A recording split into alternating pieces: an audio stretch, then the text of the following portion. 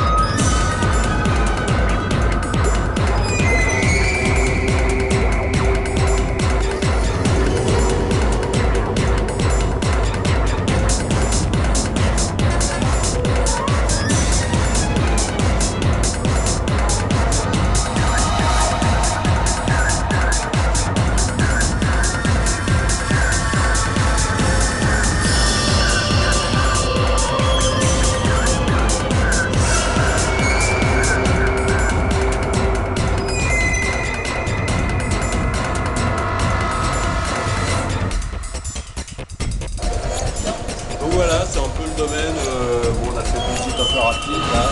Ce que je pensais, c'est, je m'étais dit, donc réinvestir tout ça d'ici 5-6 ans.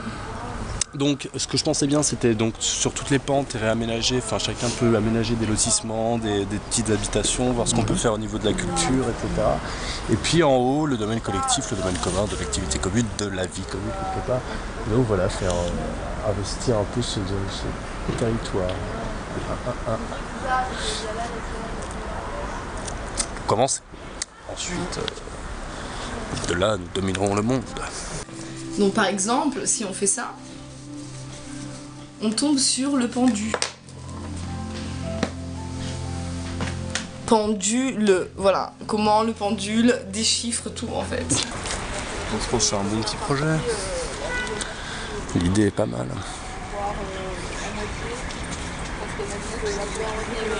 Les gars, nous dominerons pas le monde, nous dominerons moins Grenoble. Oui.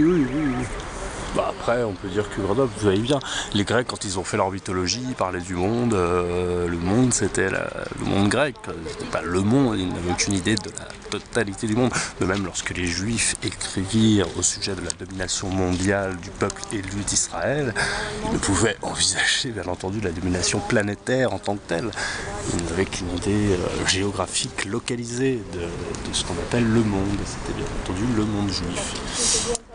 C'est la même chose pour nous, ce qu'on appelle le monde, dans notre image réductrice, bah, c'est l'endroit où on est, c'est notre champ d'expérience. Voilà. Au-delà de ces montagnes, quelque part. Qu'y a-t-il? Y a-t-il réellement quelque chose? Voilà. Puis tu vas voir, on s'en fout. Ici, comme vous l'aurez compris, on voue un culte à la lune. Vous voyez, moi je suis Claire de Lune, Pierre de Lune, ça c'est le temple de la lune. D'accord. Donc on peut mettre cette carte par exemple pour que ce soit emblématique. Oui, mais c'est le soleil. Eh ben oui! Imagine ça sous potentialité de ruine, tu vois, avec ces arbres qui poussent au milieu. J'ai toujours vu la ville comme une ruine potentielle. Oui. Une jungle peuplée de ruines, voilà. T'as une vision très post-apocalyptique. Oui, parce que ça peut se passer comme ça, ou à un moment donné, peut-être les humains vont simplement déserter ces habitations et se rendre compte que les détruire, pourquoi? Bah, autant les laisser manger par la végétation, c'est de la matière dans tous les cas.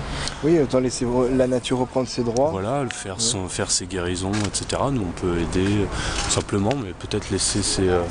Je pense qu'il y a des modes de réinvestissement de ça, voilà. Ça peut être des structures totalement différentes, certaines qu'on abandonne, d'autres qu'on peut réutiliser. Je sais pas, mais j'imagine bien, ouais, peu à peu les humains désinvestir pour leur habitation, ces lieux qui ne sont pas des lieux d'habitation du tout. Après, comment ça peut se produire? Faut pas imaginer forcément une guerre. Bah, après, si on imagine une guerre, on risque de la produire. C'est exactement ce que disait... Enfin, ça a participé un peu, je pense, de ce que disait le personnage qu'on a vu tout à l'heure.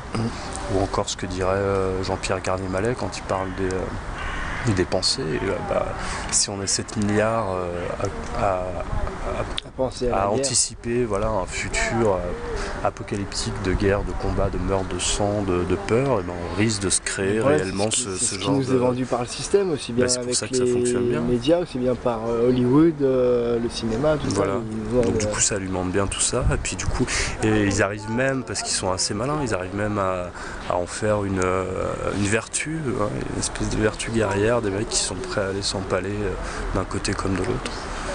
Donc ça va être la leçon numéro 1. Qu'est-ce que c'est que cette énigme? Pourquoi donc mettre la carte du soleil alors que c'est le culte de la lune? Eh bien parce que si vous êtes un peu curieux, on va dire, de l'univers dans lequel vous vivez, vous savez que la lumière de la lune est donnée par le soleil. Et donc tout cela nous apprend pas mal de choses sur la structure de cet univers. Qu'est-ce que ça nous apprend? Ben, ça nous apprend l'ambivalence même de la nature des choses. Mais est-ce que cette ambivalence est négative? Donc je pense qu'il faut, même si on peut avoir une vision de l'après, ça peut être plus tranquille, et, enfin, en tout cas on peut, nous, tant qu'on est vivant, tant qu'on en a la capacité de produire des visions plus tranquilles de ce qui peut se produire. Voilà. Mais j'aime bien cette idée de ruine, potentialité de ruine et de retour des arbres. Je m'étais souvent demandé est-ce que c'est l'humain qui n'arrive pas à se passer des arbres, des fleurs, des plantes, ou est-ce que c'est finalement les petites constructions, c'est pas tant grand chose que ça au milieu de la réalité, tu vois. C'est des constructions, c'est pas solide, ça va passer. C'est un moment de l'humanité, 2000 ans sur l'histoire planétaire ou sur l'histoire cosmique multiverselle, c'est un souffle sur un autre plan, tu vois. Voilà. C'est formel, faut pas s'en formaliser. Voilà.